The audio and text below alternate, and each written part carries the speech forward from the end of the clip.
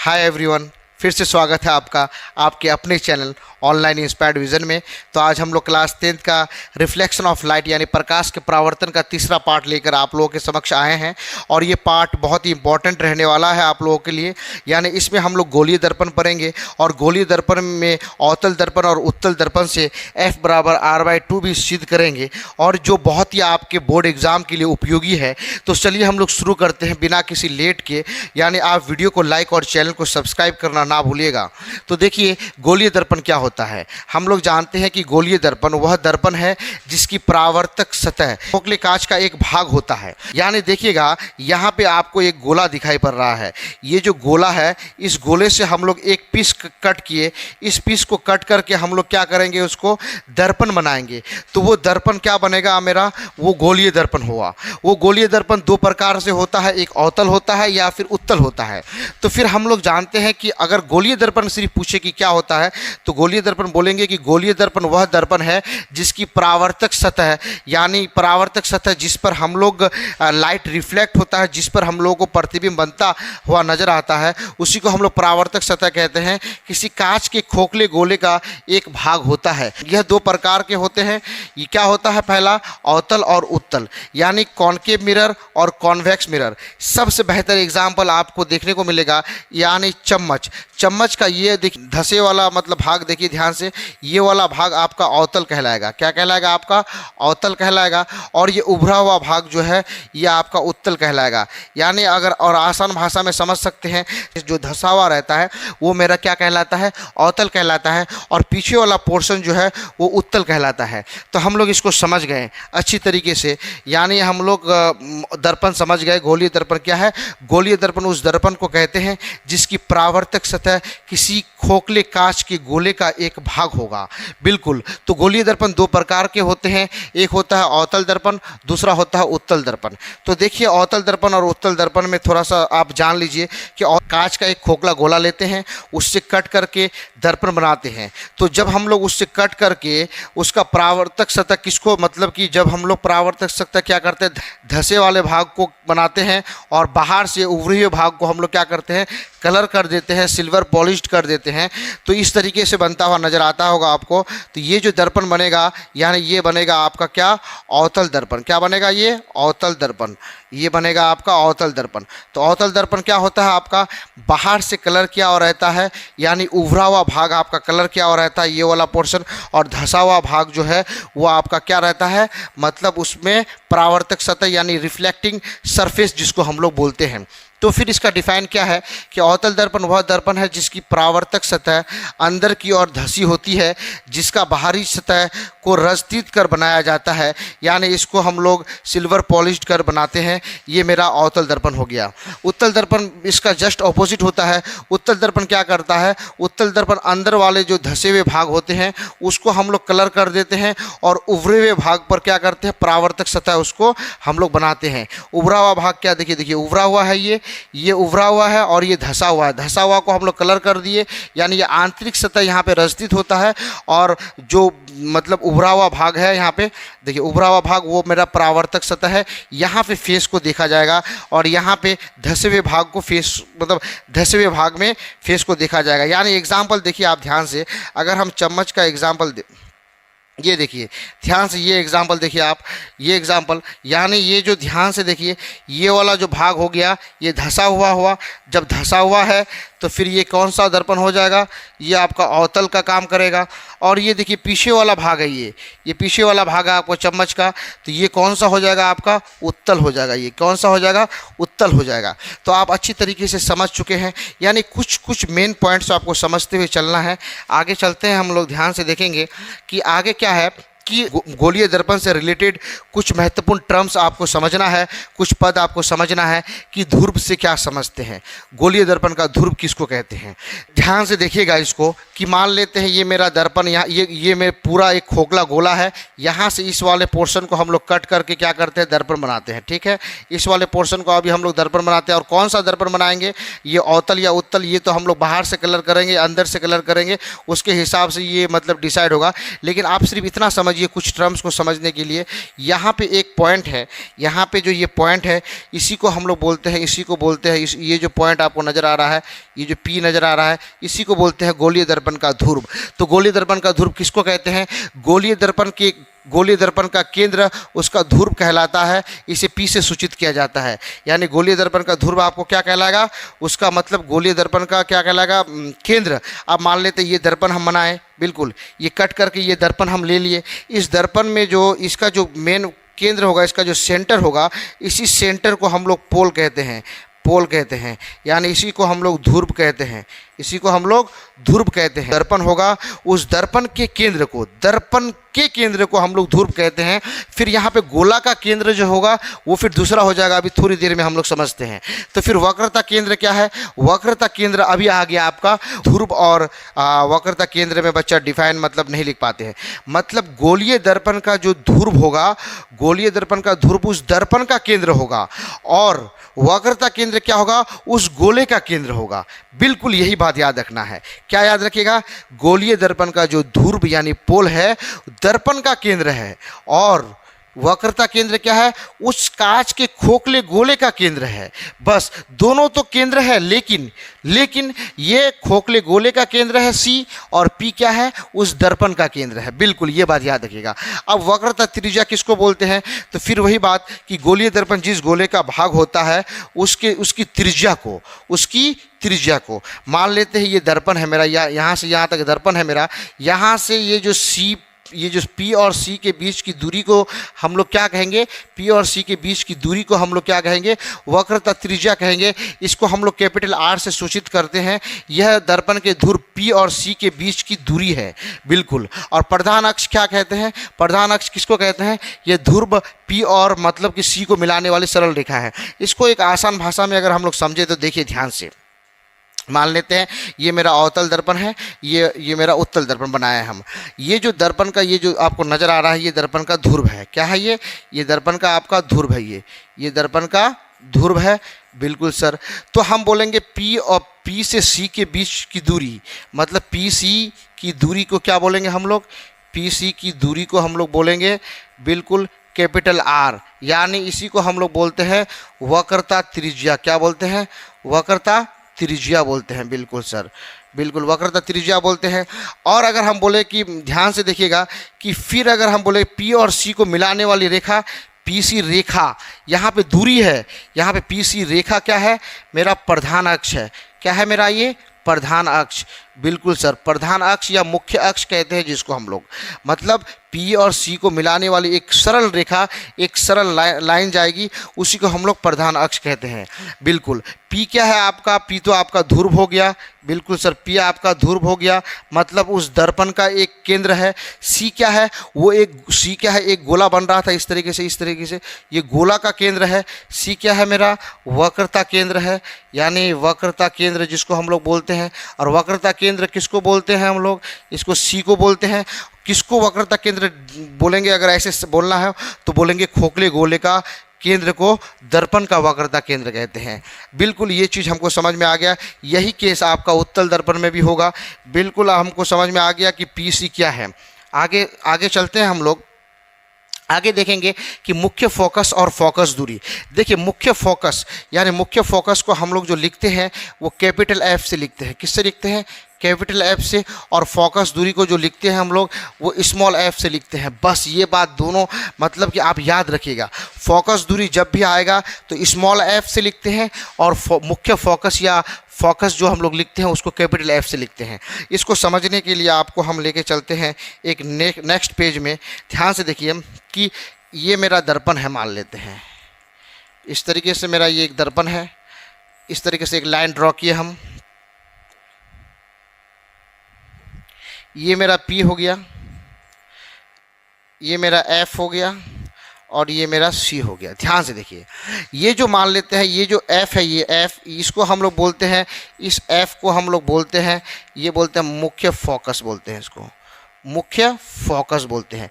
Focus ये एक बिंदु का नाम है, यह एक पॉइंट है उस मिरर पर, उस मिरर का नाम मतलब उस पॉइंट का नाम है।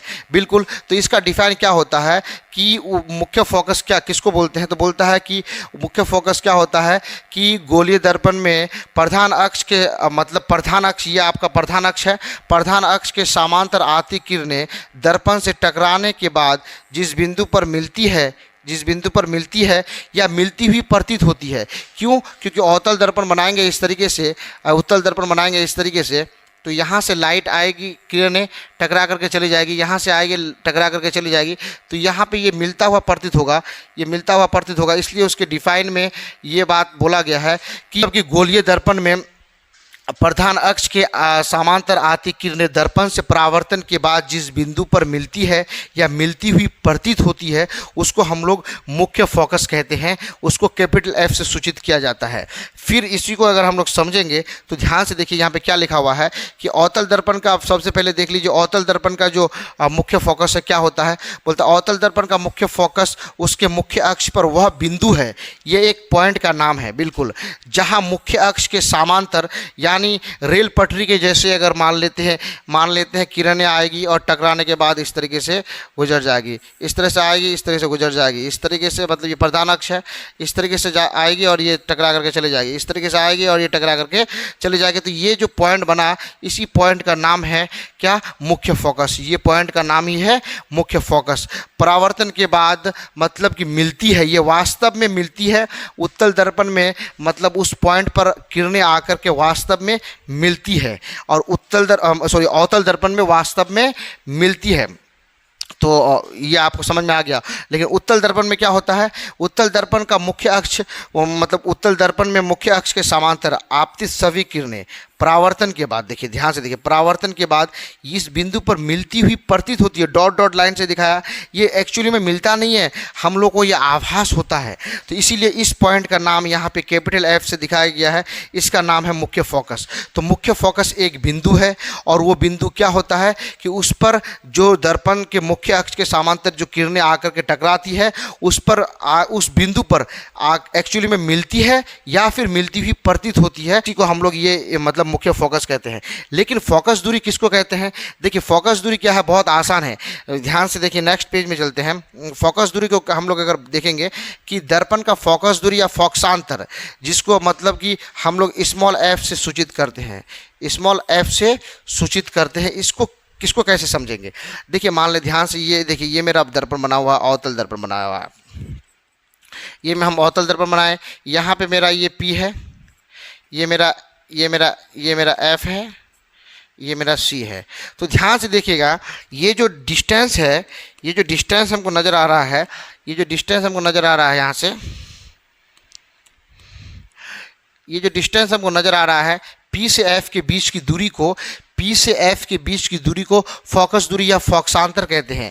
मतलब P से F के दूरी को, P से F की दूरी को P से F की दूरी यानी PF दूरी हम लोग लिख सकते हैं ऐसे, PF दूरी क्या हो जाएगा? PF दूरी बराबर स्मॉल f, और स्मॉल f बराबर फोकस दूरी, और फोकस दूरी को ही हम लोग फोकसांतर कहते हैं, फोकल लेंथ कहते हैं। ये बात याद रखिएगा, ये चीज़ आपको मतलब याद रखना है कि PF की दूरी को हम लोग स्मॉल f से डिनोट करते हैं, जो फोकस दूरी कहलाता है, और इसी फोकस दूरी को हम लोग फोकसांतर कहते हैं। बिल्कुल, ये बात आपको अच्छी तरीके से समझना है कि मतलब फोकस दूरी या फोकसांतर क्या है।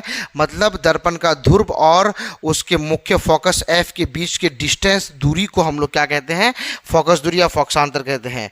आगे हम लोग चलेंगे, ध्यान से देखेंगे कि अवतल दर्पण और उत्तल दर्पण में अंतर बताएंगे। अवतल दर्पण और उत्तल दर्पण में अंतर आपको समझना है। ध्यान से देखिएगा कि अवतल दर्पण क्या करता है कि इसकी परावर्तक सतह धसी हुई होती है। बिल्कुल आपको मालूम है कि अवतल दर्पण है जिसकी परावर्तक सतह आपको क्या होता है, ध्यान से देखिएगा, जिसकी परावर्तक सतह जो ये जो हम लोग बाहर से इसको कलर करते हैं, और ये जो परावर्तक सतह आपको नजर आ रहा है, ये जो परावर्तक सतह आपको नजर आ रहा है, ये धसी हुई होती है। बिल्कुल, और इसकी परावर्तक सतह उभरी हुई होती है। सही बात है, बिल्कुल उभरी हुई होती है। देखिए ध्यान से, इसको हम लोग क्या करते हैं, अंदर से कलर करते हैं, अंदर से कलर करते हैं, और बाहर से इसका रिफ्लेक्टिंग साइड होता है, यानी उल्टा, ये उल्टा काम करता है। तो इसकी परावर्तक सतह उभरी हुई होती है। बिल्कुल, ये पॉइंट भी क्लियर हो गया। दूसरा पॉइंट में बोलता है कि इसमें वास्तविक और काल्पनिक दोनों प्रकार के प्रतिबिंब बनते हैं। हम लोग प्रतिबिंब को समझ चुके हैं अच्छे से पिछले लेक्चर में। तो ये बात याद रखिएगा कि अवतल दर्पण, उसमें भी हम आपको बताए थे कि अवतल दर्पण में वास्तविक और काल्पनिक दोनों प्रकार के प्रतिबिंब बनते हैं, और उत्तल दर्पण क्या करता है, सिर्फ और सिर्फ काल्पनिक प्रतिबिंब बनाता है। एक बात और बताए थे आपको कि समतल दर्पण में जो प्रतिबिंब बनता है वो भी काल्पनिक होता है, यानी उत्तल और समतल काल्पनिक प्रतिबिंब बनाता है, सिर्फ और सिर्फ अवतल दर्पण है जो दोनों प्रकार के प्रतिबिंब बनाते हैं। ये बात आप नोट डाउन कर लीजिएगा। तो तीसरा पॉइंट है कि इसकी फोकस दूरी ऋणात्मक होती है। ये बात हम लोग जब निर्देशांक चिन्ह परिपाटी पढ़ेंगे अच्छे से समझेंगे। अभी बस आप याद रखिएगा कि अवतल दर्पण की फोकस दूरी जो है वो ऋणात्मक होती है, और उत्तल दर्पण की जो फोकस दूरी है वो धनात्मक होती है, क्योंकि आपतित प्रकाश की दिशा में जो दूरी मापी जाती है उसको धनात्मक बोलते हैं, और आपतित प्रकाश के विपरीत दिशा में जो दूरी मापते हैं उसको ऋणात्मक दूरी कहते हैं। ये हम लोग निर्देशांक चिन्ह परिपाटी पढ़ेंगे, उसमें समझेंगे। तो चौथा पॉइंट है कि इसे अभिसारी दर्पण कहा जाता है। इसलिए अभिसारी दर्पण कहा जाता है कि उत्तल दर्पण क्या करता, अवतल दर्पण क्या करता है, अपने फोकस पर सभी किरणों को ला करके एक बिंदु पर मिला लेती है, इसलिए इसको अभिसारी दर्पण कहते हैं। और अपसारी दर्पण इसको क्यों कहते हैं, क्योंकि प्रधान अक्ष के समांतर जब किरणें आती है तो दर्पण से परावर्तन के बाद वो मतलब कि क्या होता है, विभिन्न दिशाओं में अपसारित हो जाता है, इसलिए इसे अपसारी दर्पण कहते हैं। फिर बोलेंगे इसका जो प्रतिबिंब होता है, प्रतिबिंब सीधा या उल्टा बन सकता है। याद रखिएगा, जब भी मतलब कि वास्तविक प्रतिबिंब बने, वास्तविक प्रतिबिंब जब भी बने तो वो उल्टा बनेगा, और काल्पनिक प्रतिबिंब बने तो सीधा बनेगा। तो वास्तविक प्रतिबिंब भी बनता है, काल्पनिक प्रतिबिंब भी बनता है, तो इसलिए ये सीधा और उल्टा दोनों प्रकार के प्रतिबिंब बनाएगा। लेकिन इसमें जो प्रतिबिंब बनेगा केवल सीधा बनेगा, क्योंकि ये काल्पनिक प्रतिबिंब बनाता है, और काल्पनिक प्रतिबिंब हमेशा सीधा बनता है। ये बात भी याद रखिएगा कि काल्पनिक प्रतिबिंब जो बनेगा वो हमेशा सीधा होगा, और वास्तविक प्रतिबिंब जो होगा वो हमेशा उल्टा होगा। यानी काल्पनिक के साथ सीधा फ्री और वास्तविक के साथ उल्टा फ्री, ये आपको लेकर के रखना है। चलते हैं हम लोग नेक्स्ट टॉपिक्स पर। ध्यान से देखिएगा कि अब हम लोग क्या करेंगे, वक्रता, त्रिज्या और फोकस दूरी के बीच में संबंध को समझेंगे, उसके बाद फिर हम उसको स्थापित भी करेंगे। तो देखिए ध्यान से कि कैसे इसको समझना है आपको, कि वक्रता त्रिज्या यहाँ पे r दिया हुआ है, और फोकस दूरी आपको मालूम है स्मॉल f, जिसको हम लोग फोकसांतर भी कहते हैं, उसके बीच में कुछ संबंध होता है। देखिए इस संबंध को समझने के लिए आपको ध्यान से देखना होगा कि पहले हम लोग इसको समझ जाते हैं संबंध को। एक दर्पण मेरे पास है, यहाँ पे अवतल दर्पण मान लेते हैं, ये मेरा अवतल दर्पण है, और एक मेरा पास यहाँ पे उत्तल दर्पण बनाते हैं, जिसको अंदर से कलर कर लिए, अंदर से कलर कर लिए। दो दर्पण मेरे पास है। तो यहाँ पे जो ये जो पॉइंट है मेरा, इस पॉइंट का नाम हो गया, इस पॉइंट का नाम हो गया P, इस पॉइंट का नाम हो गया F, और इस पॉइंट का नाम हो गया C। ध्यान से देखिएगा, यहाँ पे जो ये P से F की जो दूरी है इसको हम लोग स्मॉल f बोलते हैं, स्मॉल f से दिखाते हैं, और ये जो P से C की जो दूरी है इसको हम लोग कैपिटल R से दिखाते हैं। इस R और F के बीच में संबंध होगा, R और F के बीच में संबंध होगा। याद रखिएगा, R और F के बीच में एक संबंध है, उस संबंध को हम लोग देखना है। ये संबंध क्या बोलता है कि R जो होगा हमेशा R बराबर 2f होगा, यानी r जो होगा यहाँ से यहाँ तक का जो डिस्टेंस होगा, मान लेते हैं ये 6 सेंटीमीटर है। r अगर 6 सेंटीमीटर है, r बराबर अगर 6 सेंटीमीटर है, तो याद रखिएगा कि f बराबर कितना होगा, उसका आधा होगा, वो 3 सेंटीमीटर होगा, क्योंकि r जो होता है f का डबल होता है। देखिए r क्या है, f का डबल है, तो f 3 है तो r 6 होगा। अगर मान लेते हैं f बराबर 12 सेंटीमीटर है, तो r बराबर कितना हो जाएगा, इसका डबल होगा, तो 12 दूनी 24 सेंटीमीटर होगा। याद रखिएगा। तो फिर ये संबंध हम लोगों को स्थापित करना है, मतलब तो ध्यान से देखिए, यहाँ पे बता दिया गया है कि वक्रता त्रिज्या r और फोकस दूरी f में संबंध। तो गोलीय दर्पण जो होता है, चाहे वो उत्तल हो या अवतल हो, उसकी वक्रता त्रिज्या जो है उसकी फोकस दूरी की दोगुनी होती है। यानी हम इसको बोल सकते हैं वक्रता त्रिज्या जो होती है r बराबर 2f होता है, ये वाला पॉइंट है। और फिर उनकी फोकस दूरी उनके वक्रता त्रिज्या की आधी होती है, ये वाला पॉइंट के लिए ये वाला लाइन, यानी f बराबर r/2 होता है और r बराबर 2f होता है। अब हम लोग इसको सिद्ध करेंगे, ध्यान से बेहतर ढंग से हम लोग को सिद्ध करना है इसको, और ये मतलब कि वीडियो आपके लिए बहुत ही उपयोगी रहेगा। तो देखिए ध्यान से, अब हम लोग सिद्ध करेंगे कि अवतल दर्पण में r बराबर 2f, यानी फिर अवतल दर्पण में f बराबर r/2, दोनों तरीके से आपको पूछ सकता है। आपको बस ध्यान ये रखना है कि आपको सबसे पहले एक दर्पण बना लेना है, अवतल दर्पण। उसमें आपको एक प्रधान अक्ष खींच देना है, जिसका मतलब कि आप नामकरण कर दीजिएगा। ये दर्पण का ध्रुव है आपका P, यह आपका मुख्य फोकस आपका F है, यह आपका वक्रता केंद्र यानी C है, ये आप कर दिए। उसके बाद आपको क्या कुछ बातों का ध्यान रखना है, यहाँ पे नाम अच्छे से लिखना है आपको कि इस पॉइंट का नाम यहाँ पे दे दीजिएगा। आप मान लेते हैं इस पॉइंट को ए दे दीजिएगा, बिल्कुल, और इस पॉइंट को आप दे दीजिएगा बी दे दीजिएगा, ए बी आपका किरण हो गया। इस पॉइंट को आप दे दीजिएगा, ध्यान से अगर दीजिएगा तो ये बी एफ हो गया, तो इसको कोई दिक्कत नहीं है। अब यहाँ पे एंगल का नामकरण कर देते हैं, ये एंगल 1 मान लीजिए, आप इसको एंगल 1 मान लीजिए, एंगल 1, और इसको आप एंगल 2 कर लीजिए, ध्यान से एंगल 2, और ये वाला आप एंगल 3 कर लीजिए, एंगल 3 कर लीजिए। ये बात आपको दिमाग मतलब में रखना है। और यहाँ पे एम ले लीजिए, एम, और यहाँ पे एम डैश ले लीजिए। क्यों एम से एम डैश एक मतलब दर्पण है मेरा, तो ये चीज़ आपको यहाँ पे मतलब कि अच्छी तरीके से समझना है। तो थोड़ी सी कुछ बातें आपको लिखना होगा, कि वो बातें लिख लेते हैं हम लोग फटाफट। कि लिख लेंगे कि माना एम डैश एक अवतल दर्पण है, एक अवतल दर्पण है, आपको ये लिखना है, अवतल दर्पण है, अवतल दर्पण है। आपको अच्छी तरीके से समझा देंगे हम, बिल्कुल। अवतल दर्पण है जिसमें ए बी देखिए, ए बी एक आपतित किरण है, ए बी एक आपतित मतलब आने वाली किरण, दर्पण से टकराने वाली किरण, आपतित किरण है, बिल्कुल। ए बी आपतित किरण है जो परावर्तन के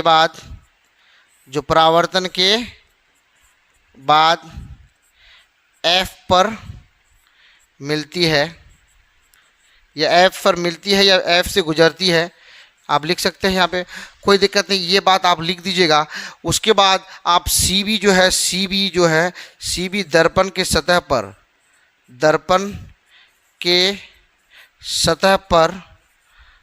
पर अभिलंब है।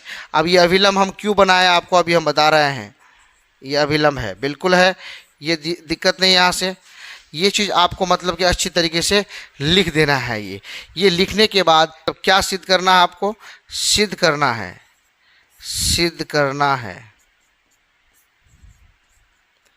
F बराबर r/2 सिद्ध करना है, या r बराबर 2f सिद्ध करना है, या फिर आप यहाँ पे r बराबर 2f भी लिख सकते हैं, कोई दिक्कत नहीं है। कैसे कि r जो है r रह जाएगा अकेले, और 2 गुना f 2f हो जाएगा, बिल्कुल, ये सिद्ध कर सकते हैं। दोनों में से कुछ भी दे आपको, आप जो दिया गया क्वेश्चन में उसी को लिखेगा। अब हम लोग इसको प्रमाण साक्ष्य सबूत के साथ आगे बढ़ते हैं कि प्रमाण क्या होगा इसका। ध्यान से देखिएगा, इसको कैसे बनाएंगे हम लोग, ध्यान से देखिएगा कि हम लोग परावर्तन का नियम जानते हैं। जब कोई मतलब कि प्रकाश का परावर्तन का नियम क्या कहता है कि मतलब कि कोई किरण अगर किसी सतह पर आकर के टकराती है, तो टकराने के बाद वो फिर लौट जाती है। लौटने पर वहाँ पे एक अभिलंब बनाने पर ये जो एंगल बनता है, ये जो 2 कोण बनता है, ये कोण मान लेते हैं, ये कोण 1 है और ये कोण 2 है। इसका नामकरण किए एंगल 1 एंगल 2, तो ये इसको हम लोग एंगल आई बोलते हैं, इसको एंगल आर बोलते हैं। दोनों क्या होता है, बराबर होता है। तो यहाँ पे एक जो किरण आई है टकराने के बाद लौट जाती है, तो यहाँ पे एक हम लोग अभिलंब बनाए हैं, वो एंगल 1 और एंगल 2 इससे बराबर होगा। परावर्तन के नियम से एंगल 1 और एंगल 2 बराबर होगा। तो पहला क्या हम लोग लिख सकते हैं कि परावर्तन के नियम से, तो हम लोग लिखेंगे परावर्तन के नियम से, परावर्तन के नियम से हम लोग लिख लेंगे, बिल्कुल। परावर्तन के नियम से क्या लिख लेंगे कि एंगल 1 बराबर एंगल 2, इसको समीकरण 1 कर लीजिए आप, समीकरण 1 कर लीजिए। समीकरण 1 में आपको क्या बोलता है कि परावर्तन के नियम से एंगल 1 एंगल 2 के बराबर है। अब हम लोग चलते हैं नेक्स्ट पेज में।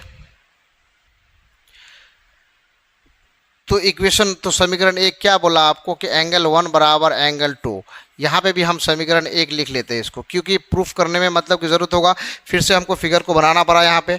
बिल्कुल ये फिगर आप ध्यान से देखिएगा। अब परावर्तन का नियम से यहाँ पे हम लोग नामकरण भी छोड़ दिए। ए है, ए था, ये आपका बी था, बिल्कुल, और ये आपका बी था, ये आपका एम था, आपका ये एम डैश था। कोई दिक्कत है, नामकरण हम लोग का हो ही गया है। अब ये ध्यान से देखिएगा कि एंगल 1 और एंगल 2 तो हमको बराबर हो गया, समीकरण 1 से हो गया। अब एक चीज़ याद रखिएगा ध्यान से कि जब दो लाइन हम लोग क्लास 9 में पढ़े थे, जब दो लाइन एक दूसरे का पैरेलल हो, मतलब कि पैरेलल हो, देखिए ए बी जो लाइन है वो ये जो पी सी जो लाइन का पैरेलल जा रहा है, यानी समांतर रेल पटरी के जैसे जा रहा है, तो वहाँ से एक तिरछी रेखा बनेगा, तो ये वाला एंगल और ये वाला एंगल जो होता है ये अंत एकांतर होता है और ये हमेशा एक दूसरे के बराबर होता है। ये क्लास 9 का थ्योरम है। ये वाला एंगल और ये वाला एंगल आपका बराबर होता है। फिर यहाँ पे जो एंगल बनेगा और ये वाला एंगल बराबर होगा, तो यानी हम लोग बोल सकते हैं कि ये जो तिरछी मतलब कि ये जो लाइन इस तरीके से गया है टकराने के बाद, यहाँ पे ये वाला एंगल सॉरी यहाँ पे देखिए ध्यान से, कोई दिक्कत नहीं, इसको हो गया। ये वाला जो एंगल बना है, ये वाला एंगल, एंगल 1 और एंगल मतलब कि 3 एक दूसरे का अंत एकांतर है, तो हम लोग बोल सकते हैं फिर मतलब कि एंगल 1 बराबर एंगल 3, ये बोल लेंगे हम लोग अंत एकांतर कोण। क्या बोलेंगे? अंत एकांतर कोण।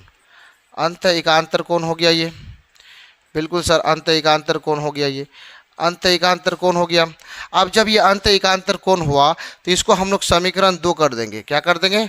समीकरण 2 कर देंगे। अब समीकरण 1 और 2 से ध्यान से देखिएगा कि एंगल 1 2 के बराबर है, 1 3 के बराबर है, तो 2 और 3 बराबर नहीं होगा।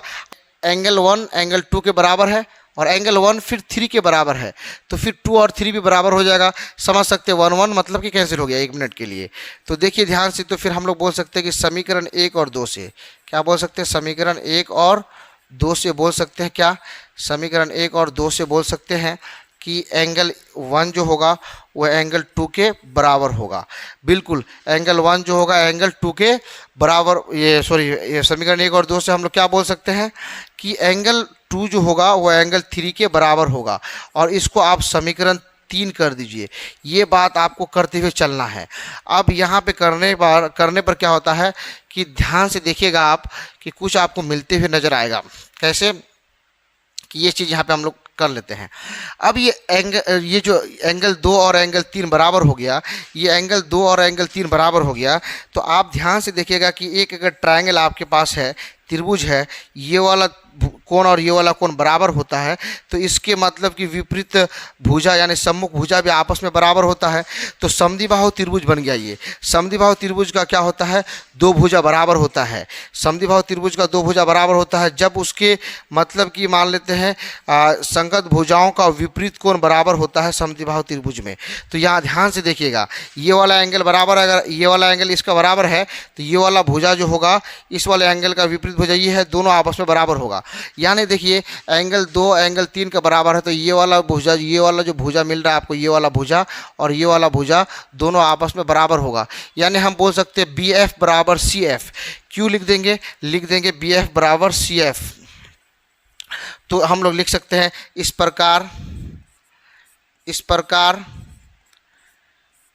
हम लोग नाम क्या लिख देंगे?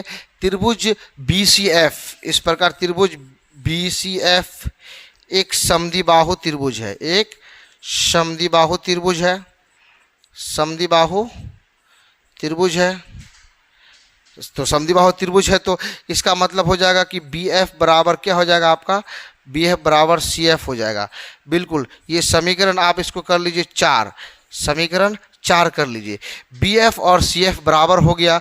बिल्कुल सर। तो आपको एक चीज़ और नोट करने वाली बात है कि देखिएगा कि दर्पण का जो द्वारक होता है, दर्पण का द्वारक मतलब कि कोई भी जो दर्पण होता है वो जो मान लेते हैं इस तरीके से धंसा हुआ जो होता है और या उभरा हुआ होता है, धंसा हुआ होता है या फिर उभरा हुआ होता है, ये लगभग थोड़ा सा होता है। तो यानी दर्पण का द्वारक जो होता है उसके मूल सरफेस से थोड़ा सा ही उभरा हुआ होता है, यानी ये बी बिंदु पी के काफ़ी निकट होता है। ये जो बी बिंदु है ये पी के काफ़ी निकट होता है। तो हम लिखेंगे अतः दर्पण का द्वारक छोटा होता है, अतः दर्पण का द्वारक दर्पण का द्वारक छोटा होता है, छोटा होता है, बिल्कुल। दर्पण का द्वारक छोटा होता है, इसलिए इसलिए क्या हो जाएगा, इसलिए जो ये जो बी है, बी बिंदु है वो पी के काफ़ी निकट होगा। बी बिंदु जो है पी के काफ़ी नज़दीक होगा, तो इसलिए बी पी के निकट है। तो फिर क्या हो जाएगा, तो अगर बिंदु जब पी के, ये जो बी बिंदु है वो पी के निकट है, तो यानी बी बिंदु जो पी के निकट है, तो ये जो बी एफ है ये बी एफ नहीं होकर के ये पी एफ हो जाएगा। तो हम लोग बोल सकते हैं बी एफ बराबर पी एफ। तो हम लोग बोल सकते हैं बी एफ बराबर पी एफ। कैसे, एक बार और फिर से समझा देते हैं आपको। मान लेते हैं ये दर्पण का ये दर्पण है, ये जो मान लेते हैं ये बी बिंदु है, ये पी के काफ़ी निकट है, ये बी बिंदु पी के काफ़ी निकट है, यानी बी और पी एक ही जगह है। तो यानी यहाँ से जो ये डिस्टेंस होगा, ये डिस्टेंस आकर के इसके बराबर हो जाएगा, यानी बी एफ जो होगा, यहाँ पे एफ था, ये जो बी एफ है वो पी एफ के बराबर है। यानी हम बी एफ बराबर पी एफ लिख दिए। ये समीकरण मेरा कितना हो जाएगा, समीकरण नंबर 5 हो गया। ये समीकरण 5 लिखने पर आपको क्या पता चलता है कि ध्यान से देखिएगा कि फिर आप बोल सकते हैं कि बी एफ बराबर पी एफ है, तो सी एफ और पी एफ बराबर है, यानी ये जो सी एफ और पी एफ बराबर है, तो फिर हम लोग लिखेंगे समीकरण, किससे लिखेंगे, समीकरण 4 और 5 से, समीकरण 4 और 5 से, समीकरण 4 और 5 से क्या निकला, 5 से कि हमको निकला कि ये जो बी एफ मतलब बी एफ सी एफ के बराबर है, बी एफ पी एफ के बराबर है, तो ये दोनों फिर से आपस में बराबर हो जाएगा। तो लिख देंगे कि सी एफ बराबर पी एफ, सी एफ बराबर पी एफ। ये मेरा निकल गया। अब ध्यान से देखिएगा कि अब हम लोग इसका अंतिम रूप देने जा रहे हैं, इसको अंतिम रूप देने जा रहा है। कैसे, अब आप यहाँ पे देखिए कि प्रधान अक्ष का जो प्रधान अक्ष को देखिए कि उसके वक्रता केंद्र से ये मान लेते हैं ध्रुव के बीच की दूरी को हम लोग पी सी बोलते हैं।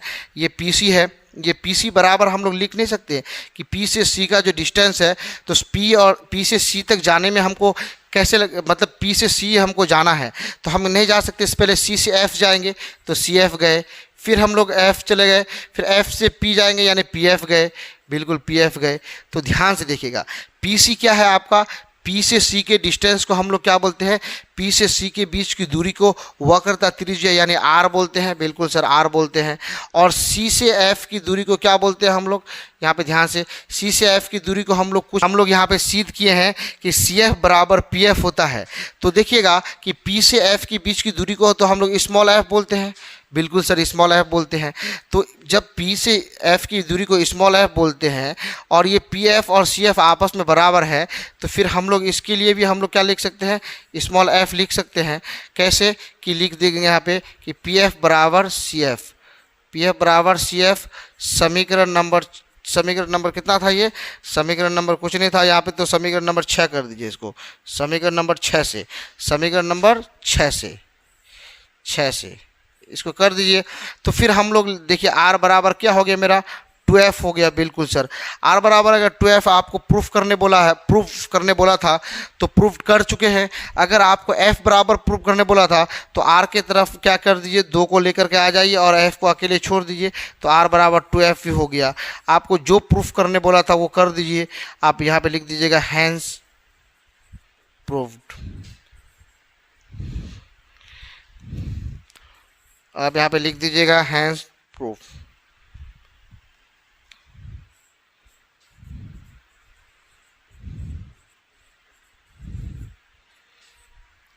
ये आपका प्रूफ हो गया। यानी आप देखिए अवतल दर्पण और हम लोग अवतल दर्पण से f बराबर r/2 को हम लोग प्रूफ कर चुके हैं। अब हम लोग उत्तल दर्पण में f बराबर r/2 को प्रूफ करेंगे।